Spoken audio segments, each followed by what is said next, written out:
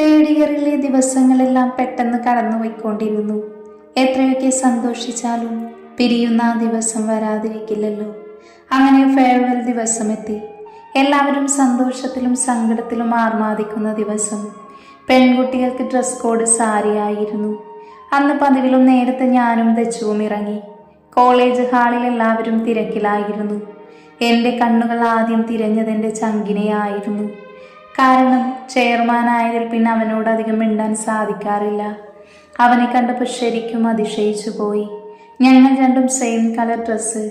മനസ്സറിഞ്ഞിട്ടതുപോലെ തോന്നി. ശ്യാം, നോക്കിയേ, നമ്മൾ രണ്ടും മാച്ചാണ്. Same dark green colour. എന്തൊരു മനപ്പുരത്താണെന്ന് നോക്കിയടാ.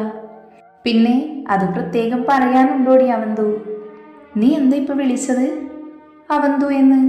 ഇനി മുതൽ ഞാൻ അങ്ങനെയേ വിളിക്കൂ. അവളൊന്ന് പുഞ്ചിരിച്ചുകൊണ്ട് തലയാട്ടി കാണിച്ചു. ശേഷം സ്നേഹക്കടുത്തേക്ക് നടന്നു. അതെ അവന്തു, എനിക്ക് നിന്നോട് സീരിയസ് ആയിട്ടൊരു കാര്യം പറയാനുണ്ട്. ഉച്ചയ്ക്ക് ലൈബ്രറിയിൽ വരണം, ഞാൻ കാത്തിരിക്കും. അവൻ അവൾ പോകുന്നത് നോക്കി വിളിച്ചു പറഞ്ഞു. പതിയെ തിരിഞ്ഞ ഹാളിന് പുറത്തേക്ക് നടന്നു. ഹാളിന് പുറത്ത് അവന് വേണ്ടി കാത്തിരിക്കുകയായിരുന്നു കാർത്തിയും ദച്ചുവും. ശ്യാം ഒരു ചിരിയോട് അവർക്കടുത്തേക്ക് വന്നു. എന്താടാ ശ്യാം, നീ പറഞ്ഞു അവളോട്? ചിരിയോടെ വരുന്ന ശ്യാമിനെ നോക്കി അവർ ചോദിച്ചു. ഇല്ല, ഉച്ചയ്ക്ക് പറയാം. ഞാൻ പറഞ്ഞിട്ടുണ്ട്, അവൾ എത്തിക്കോളും എന്ന് പറഞ്ഞു. നമുക്ക് പ്രപ്പോസ് ചെയ്യുന്നതിൻ്റെ ട്രയൽ ഒന്ന് നോക്കിയാലോ? ദച്ചു ആകാംക്ഷയോടെ പറഞ്ഞു.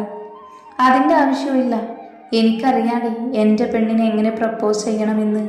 ശ്യാം ഒരു കള്ളച്ചിരിയോടെ പറഞ്ഞു നിർത്തി. അപ്പം എൻ്റെ മോൻ എന്തൊക്കെയോ മനസ്സിൽ കണക്കൂട്ടി വെച്ചിട്ടുണ്ടല്ലോ അല്ലേ? അവൻ്റെ തോളിൽ തട്ടിക്കൊണ്ട് കാർത്തി ചോദിച്ചു. ഒരു കള്ളച്ചിരിയോടെ ശ്യാം തൻ്റെ മീശ പതിയെ പിരിച്ചു വെച്ചു. ഫെയർവെൽ പ്രോഗ്രാം തുടങ്ങി. പ്രിൻസിയുടെയും സാറുമാരുടെയും പ്രസംഗങ്ങൾ കഴിഞ്ഞു. അടുത്ത ഊഴം ശ്യാമിൻ്റെ ആയിരുന്നു. അവൻ്റെ വാക്കുകൾ കേട്ട എല്ലാ കുട്ടികളുടെ കണ്ണുകളും നിറഞ്ഞൊഴുകി. അത്ര സമയം സന്തോഷത്തിലായിരുന്ന ഓരോ മുഖങ്ങളിലും പിരിയണമെന്നോർത്തപ്പോൾ സങ്കടം വന്നു നിറഞ്ഞു.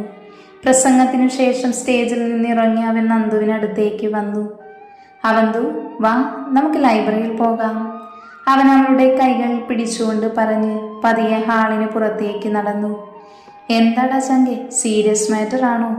നന്ദു ആകാംക്ഷയോടെ ചോദിച്ചു. അതൊക്കെ പറയാം, അവനൊരു പുഞ്ചിരിയോടെ പറഞ്ഞ് മുന്നോട്ട് നടന്നു.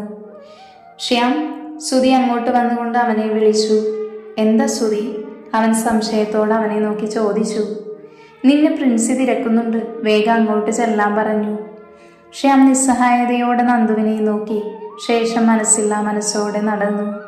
നീ എന്ത് നോക്കി നിൽക്കുക? വാ, ഹാളിലേക്ക് പോകാം. അവിടെ DJ തുടങ്ങാൻ ടൈമായി. സുധി നന്ദുവിൻ്റെ കൈകൾ പിടിച്ചു വലിച്ചുകൊണ്ട് നടന്നു. ഹാളിൽ ശ്യാം നല്ല തിരക്കിട്ട വർക്കിലാണ്. ഞാൻ അവനെ നോക്കി ഒന്ന് ചിരിച്ചു. അവനൊന്ന് കണ്ണിറുക്കി കാണിച്ചു തിരികെ ചിരിച്ചു. ഞാനൊന്നും മനസ്സിലാവാതെ ദച്ചുവിനടുത്ത് പോയി നിന്നു. DJ തുടങ്ങി. മൊത്തത്തിലൊരു ഇരുട്ടായിരുന്നു ഹാളിൽ. പാട്ട് തുടങ്ങിയതോടെ എല്ലാവരുടെയും ഡാൻസ് തുടങ്ങി. പിന്നെ തുള്ളലോട് തുള്ളലായിരുന്നു. ശ്യാമും ഞങ്ങൾക്കടുത്ത് വന്നിരുന്ന് തുള്ളാൻ തുടങ്ങി. പെട്ടെന്നൊരു ശബ്ദം കേട്ടാണ് എൻ്റെ സൈഡിലേക്ക് ഞാൻ നോക്കിയത്. തുള്ളിക്കൊണ്ടിരുന്ന ശ്യാം കുഴഞ്ഞ് താഴേക്ക് വീണിരിക്കുന്നു. ഞങ്ങളെല്ലാവരും അവനെ ചുറ്റും കൂടി. ശ്യാം, എഴുന്നേൽക്കടാ, എന്തു പറ്റി? നന്ദു അവൻ്റെ തല മടിയിൽ വെച്ച് കരഞ്ഞുകൊണ്ട് വിളിച്ചു. കാർത്തി വെള്ളവുമായി വന്ന് അവൻ്റെ മുഖത്ത് തളിച്ചു. അവൻ എഴുന്നേൽക്കാത്തത് കണ്ട് എല്ലാവർക്കും ആകെ പരിഭ്രാന്തിയായി. കാർത്തികും സുധിയും അവനെ പൊക്കിയെടുത്ത് ഹോസ്പിറ്റലിലേക്ക് ഓടി.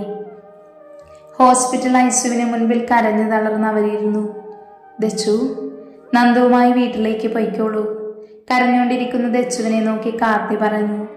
അവൾ കണ്ണുനീർ തുടച്ചുകൊണ്ട് ശരിയെന്ന് തലയാട്ടി. തൻ്റെ മടിയിൽ തളർന്നിരിക്കുന്ന നന്ദുവിനെ തട്ടി വിളിച്ച് എഴുന്നേൽപ്പിച്ചു. നന്ദു, എഴുന്നേൽക്ക്, നമുക്ക് പോകാം. എവിടെ പോകാന്ന്? ശ്യാമിനെ വിട്ട് ഞാൻ എങ്ങോട്ടും വരില്ല. എനിക്കവനെ കാണണം, അല്ലാതൊരിടത്തേക്കും ഞാൻ വരില്ല. ഒഴുകിയെത്തിയ കണ്ണുനീർ തുള്ളികളെ തുടച്ച് ദച്ചുവിൻ്റെ മടിയിൽ നിന്നും എഴുന്നേറ്റുകൊണ്ട് അവൾ പറഞ്ഞു. നന്ദു, എല്ലാവരും കൂടി ഇവിടെ ഇരുന്നിട്ട് പ്രത്യേകിച്ച് കാര്യമില്ല. ഞാനും സുധിയും ഉണ്ടല്ലോ ഇവിടെ. പിന്നെ അങ്കിളും വരും ഇപ്പോൾ. അതുകൊണ്ട് നീയും ദച്ചുവും ഇറങ്ങാൻ നോക്ക്. നേരം ഇരുട്ടാറായി. കാർത്തിയുടെ വാശിക്ക് മുൻപിൽ അവർ ഹോസ്പിറ്റലിൽ നിന്നും വീട്ടിലേക്ക് പോകാൻ തയ്യാറായി. ഹോസ്പിറ്റലിലെ ഗേറ്റ് കടന്ന് സച്ചിദാനന്ദിൻ്റെ കാർ വരുന്നത് കണ്ട് നന്ദു കരഞ്ഞുകൊണ്ട് അയാൾക്കടുത്തേക്ക് ഓടി.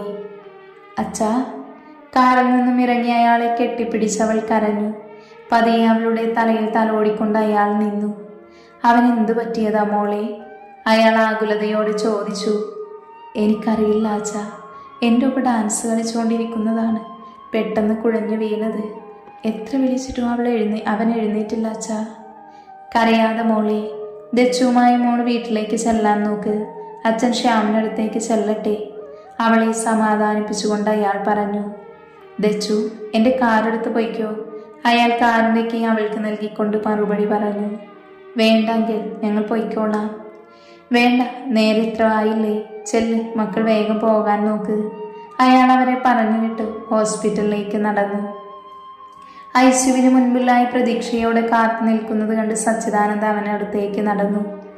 ഡോക്ടർ എന്തു പറഞ്ഞു മോനെ? അയാൾ അവൻ്റെ തോളിൽ പിടിച്ച് ചോദിച്ചു. ഇതുവരെയൊന്നും പറഞ്ഞിട്ടില്ല, അവൻ സങ്കടത്തോടെ പറഞ്ഞു. പ്രതീക്ഷയോടെ ഐസിയുവിൻ്റെ ഡോറിന് മുൻപിൽ അവർ കാത്തിരുന്നു. ഐസിയു ഡോർ തുറന്ന് ഡോക്ടർ വരുന്നത് കണ്ട് അവർ അയാൾക്കടുത്തേക്ക് നടന്നു. ഡോക്ടർ, എങ്ങനെയുണ്ട് എൻ്റെ മകന്? നിറയുന്ന മിഴികളോട് അയാൾ ഡോക്ടറെ നോക്കി. എൻ്റെ ക്യാബിനിലേക്ക് വരൂ സർ, എനിക്ക് നിങ്ങളുമായി കുറച്ച് സംസാരിക്കാനുണ്ട്. അത്രയും പറഞ്ഞ ഡോക്ടർ അയാളുടെ ക്യാബിനിലേക്ക് നടന്നു.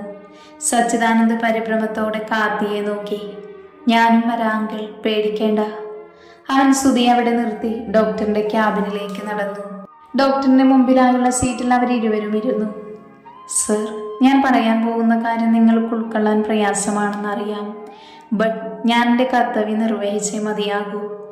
ശ്യാമിനിപ്പോൾ സംഭവിച്ചിരിക്കുന്നത് തലച്ചോറിലെ ധമനികൾ പൊട്ടിയിരിക്കുന്നു. അമിതമായ രക്തസ്രാവമാണ്. ഒരു ഡോക്ടർ എന്ന നിലയിൽ എനിക്ക് ചെയ്യാൻ പറ്റുന്നതിൻ്റെ മാക്സിമം ഞാൻ ചെയ്യുന്നുണ്ട്. ബാക്കിയൊക്കെ മുകളിലിരിക്കുന്ന ഒരാൾ മുൻകൂട്ടി തീരുമാനിച്ച പോലെയല്ലേ നടക്കൂ. ഡോക്ടർ പറഞ്ഞു വരുന്നതിൻ്റെ മകനെ ഇനി എനിക്ക് തിരിച്ചു കിട്ടില്ലെന്നാണോ? നോ, അവൻ തിരിച്ചു വരും, എനിക്കുറപ്പുണ്ട്. ലോകത്തിൻ്റെ ഏത് കോണിൽ വേണമെങ്കിലും ഞാൻ അവനെ കൊണ്ടുപോകാം. സീറ്റിൽ നിന്ന് എഴുന്നേറ്റ് അയാൾ അലറിക്കരഞ്ഞുകൊണ്ട് പറഞ്ഞു. കാർത്തി അയാളുടെ തോളിൽ ചേർത്ത് പിടിച്ച് വീണ്ടും സീറ്റിലിരുത്തി. സർ പ്ലീസ്, സാറിൻ്റെ സങ്കടം എത്രത്തോളമാണെന്ന് എനിക്ക് മനസ്സിലാകും. എൻ്റെ കഴിവിൻ്റെ പരമാവധി ഞാൻ ശ്രമിച്ചിട്ടുണ്ട് സർ. ഇനിയൊരു മിറാക്കിൾ സംഭവിക്കണമെങ്കിൽ അത് ഈശ്വരൻ തന്നെ കനിയണം. അലമുറയിട്ട് കരയുന്ന സച്ചിദാനന്ദിനെ നോക്കി പറഞ്ഞു. കാർത്തി സച്ചിദാനന്ദിനെ ചേർത്ത് പിടിച്ചു നിന്നു. ഡോക്ടർ, എൻ്റെ ശ്യാം, അവനിനി... വാക്കുകൾ പൂർത്തിയാക്കാനാവാതെ കാർത്തി കണ്ണുനീരോട് അയാളെ നോക്കി. നമുക്ക് മനസ്സൊരുക്കി പ്രാർത്ഥിക്കാം. എന്തുകൊണ്ടോ അത് പറയുമ്പോൾ ഡോക്ടറുടെ കണ്ണുമറിയാതെ ഇറനണിഞ്ഞു. രാത്രി തിരിഞ്ഞു മറിഞ്ഞു കിടന്നിട്ടും ഉറക്കം വരാതെ നന്ദു കിടന്നു. അവളുടെ മനസ്സിലപ്പോൾ ശ്യാമെന്ന് തൻ്റെ ചങ്കിനെ കുറിച്ച് മാത്രമായിരുന്നു ചിന്ത. അവനെ തനിച്ചാക്കി പോകുന്നത് ഒട്ടും ശരിയായില്ല എന്ന കുറ്റബോധം അവളുടെ മനസ്സിനെ ആഴത്തിൽ മുറിവേൽപ്പിച്ചുകൊണ്ടിരുന്നു.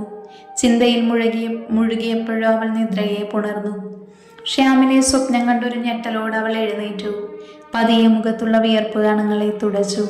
അടുത്തിരുന്ന ടേബിളിലെ ജഗ്ഗെടുത്ത് വെപ്രാളത്തോടെ വെള്ളം കുടിച്ചുകൊണ്ടിരുന്നു. അവന്തു! ശ്യാമിൻ്റെ ശബ്ദം കേട്ട ഭാഗത്തേക്ക് അവൾ നോക്കി. പതിയെ ജനാലക്കരികിലേക്ക് നടന്നു. തൻ്റെ ബാൽക്കണിയിൽ ശ്യാം തന്നെ നോക്കി നിൽക്കുന്നതായി അവൾക്ക് തോന്നി. കണ്ണുനീരോട് അവൾ വീണ്ടും ബെഡിൽ വന്ന് കിടന്നു, അവൻ്റെ ഓർമ്മകളുമായി. രാവിലെ ഡോറിൽ നിർത്താതെയുള്ള കൊട്ടുകേട്ടാണ് അവൾ ഉണർന്നത്. ഡോറ് തുറന്നു നോക്കിയതും വെപ്രാളത്തോടെ നിൽക്കുന്ന ദച്ചുവിനെ കണ്ടതും ആകെ പരിഭ്രമമായി. നന്ദു വേഗം റെഡിയാക്, നമുക്ക് കോളേജിൽ പോകണം. കരഞ്ഞു തളർന്ന മുഖത്തോടെ ദച്ചു പറഞ്ഞു ശേഷം അവൾ താഴേക്ക് നടന്നു. റെഡിയായി താഴേക്ക് വന്ന് കാൽ ദച്ചുവിനോടൊപ്പം അച്ഛനും അമ്മയും ഇരിക്കുന്നത് കണ്ടപ്പോഴേ അവൾക്കാകെ പരിഭ്രാമമായി. യാത്രയിലുടനീളം മൗനമെന്ന വികാരത്തിൽ അടിമപ്പെട്ടിരുന്നു. കാറ് കോളേജ് ഗേറ്റിന് മുൻപിലായി നിർത്തി. ചുറ്റും ജനക്കൂട്ടത്തെ കണ്ട് നന്ദുവൊന്നും മനസ്സിലാവാതെ ദച്ചുവിനെ നോക്കി. ഡോറ് തുറന്നിറങ്ങി ദച്ചു നന്ദുവിനടുത്തായി വന്നു നിന്നു. സത്യം പറ ദച്ചു, എന്താ ഇവിടെ? എന്തിനെന്നെ ഇങ്ങോട്ട് കൊണ്ടുവന്നത്? അവൾ ഉറച്ച ശബ്ദത്തോടെ ചോദിച്ചു. നന്ദു, ശ്യാം, നമ്മുടെ ശ്യാം നമ്മളെ വിട്ടു പോയടി. അത്രയും നേരം അടക്കി പിടിച്ച സങ്കടം ഒരു പൊട്ടിക്കരച്ചിലായി നന്ദുവിൻ്റെ കാതുകളിൽ പ്രതിധ്വനിച്ചുകൊണ്ടിരുന്നു. നീ എന്താ പറഞ്ഞത്? അവൾ ഒന്നുകൂടെ ചോദിച്ചു. ശ്യാം പോയടി, നമ്മളെ തനിച്ചാക്കി അവൻ പോയി. അവളെ ചേർത്ത് പിടിച്ചു വെച്ചു പൊട്ടിക്കരഞ്ഞുകൊണ്ട് പറഞ്ഞു. കേട്ടതൊന്നും വിശ്വസിക്കാനാവാതെ അവൾ നിന്നു. ഒരു ശില കണക്കെ അവൾ കോളേജ് ഹാളിലേക്ക് നടന്നു. ഹാളിൽ പൊതുദർശനത്തിനായി വെച്ചിരിക്കുന്ന ശ്യാമിന്റെ മൃതദേഹത്തിനടുത്തായി അവൾ നിന്നു. അവന്റെ പൊതിഞ്ഞു മൂടപ്പെട്ട ശരീരത്തെ നോക്കി അവൾ നിലവിളിച്ചു. ശ്യാം, എഴുന്നേൽക്കടാ, കണ്ണു തുറന്നെന്നെ നോക്കടാ, നിന്റെ നന്ദുവാ വിളിക്കുന്നേ. അവൾ ഉച്ചത്തിൽ വിളിച്ചു കരയാൻ തുടങ്ങി. മൃതദേഹത്തിനടുത്തായി കരഞ്ഞു വീർത്ത മുഖവുമായി നിൽക്കുന്ന കാർത്തിയെ കണ്ടതും അവൾ അവനടുത്തേക്ക് ഓടി അവന്റെ ഷർട്ടിൽ ഇറുക്കെ പിടിച്ചു. നോക്ക് കാർത്തി, നമ്മുടെ ശ്യാം ഒന്നും മിണ്ടാതെ കിടക്കുന്ന നീ കണ്ടോ? അവനോട് എന്നെ ഒന്ന് നോക്കാൻ പറ കാർത്തി. അവനെ കാണാതെ അവനോട് മിണ്ടാതെ നന്ദുവിനിരിക്കാൻ പറ്റില്ലെന്ന് പറ കാർത്തി. അവനോട് എഴുന്നേൽക്കാൻ പറ, എനിക്കവനോട് മിണ്ടണം. അവൾ കാർത്തിയുടെ നെഞ്ചിൽ തല ചേർത്ത് വെച്ച് കരഞ്ഞുകൊണ്ടിരുന്നു. അവൻ കണ്ണുനീരോട് അവളുടെ തലയിൽ തലോടിക്കൊണ്ടിരുന്നു. അവന്റെ മൃതദേഹത്തിനടുത്തായി കത്തിച്ചു വെച്ചിരിക്കുന്ന ചന്ദനത്തിരികളുടെ ഗന്ധം അന്നാദ്യമായി അവൾക്ക് അസഹനീയമായി തോന്നി. അവൾ വീണ്ടും അലമുറയിട്ട് കരഞ്ഞുകൊണ്ടിരുന്നു. ഞാൻ അപ്പോഴേ പറഞ്ഞതല്ലേ കാർത്തി, അവനെ വിട്ട് ഞാൻ പോകില്ലെന്ന്. എന്നിട്ട് നീയല്ലേ പറഞ്ഞത് പൊയ്ക്കോ, ഞാൻ നോക്കിക്കോളാം എന്ന്. എന്നിട്ടിപ്പോൾ എൻ്റെ ശ്യാം എന്തേ കാർത്തി? എന്നോട് മിണ്ടാതെ ഒരു നിമിഷം പോലും നിൽക്കാത്തവനാ. അവൻ എന്നെ ഇപ്പോൾ ഒന്ന് നോക്കുന്നത് കൂടെ ഇല്ല കാർത്തി. എന്നോടൊന്ന് മിണ്ടാൻ പറയടാ, എന്നെ അവൻ തോന്നുന്നു വിളിക്കാൻ പറ കാർത്തി. അവനില്ലാതെ എനിക്ക് പറ്റില്ലടാ. പൊട്ടിക്കരഞ്ഞുകൊണ്ട് അവൾ നിലത്തേക്കിരുന്നു. ആ കാഴ്ച കണ്ടു നിന്ന ഓരോരുത്തരും കണ്ണുകൾ ഏറെ കണിഞ്ഞുകൊണ്ടിരുന്നു. ചുറ്റും കൂടി നിന്നവരിൽ നിന്നും ഉയരുന്ന ഏങ്ങലടികളിൽ ശ്യാം എന്ന വ്യക്തിയോടുള്ള സ്നേഹം കണ്ണുനീരായി പെയ്തിറങ്ങി. ദച്ചു നിലത്ത് തളർന്നിരിക്കുന്ന നന്ദുവിനടുത്തേക്ക് വന്നു. അവളെ താങ്ങിയെടുത്ത് അവനടുത്തായുള്ള ചെയറിലിരുത്തി. മറ്റൊരു ചെയറിൽ കരഞ്ഞു തളർന്നിരിക്കുന്ന സച്ചിദാനന്ദനെ കണ്ടതും നന്ദു കരഞ്ഞുകൊണ്ട് അയാൾക്കടുത്തേക്ക് നീങ്ങി അയാളുടെ കാലുകളിൽ പിടിച്ചു നിലത്തിരുന്നു. ശ്യാമിനോടൊന്ന് എഴുന്നേൽക്കാൻ പറ അച്ഛ. അച്ഛൻ പറഞ്ഞ അവൻ കേൾക്കും. ഒന്ന് പറ അച്ഛ, അവനെ കാണാതെ എനിക്ക് പറ്റില്ല. ഒന്ന് എഴുന്നേൽക്കാൻ പറ അച്ഛ. അവൾ പൊട്ടിക്കരഞ്ഞുകൊണ്ടിരുന്നു. ദച്ചു അവളെ വീണ്ടും ചേർത്ത് പിടിച്ച് ചെയറിലിരുത്തി. ദച്ചു, എന്നോടെന്തോ പറയാനുണ്ടെന്ന് പറഞ്ഞിട്ട് ഒന്നും പറഞ്ഞില്ലടി അവൻ. ഒന്നും പറയാതെ അവൻ യാത്രയായടി. എനിക്കിനി ഒരിക്കലും അതറിയാൻ പറ്റില്ലടി. അവൾ ചെയറിൽ നിന്നും എഴുന്നേറ്റു. ശ്യാമിൻ്റെ അടുത്തേക്ക് നടന്നു. അവനെ തന്നെ നോക്കി നിന്നു. എന്നോടെന്തോ പറയാന്ന് പറഞ്ഞിട്ട് ഒന്നും പറയാതെ എന്നെ തനിച്ചാക്കി പോകുകയാണോടാ?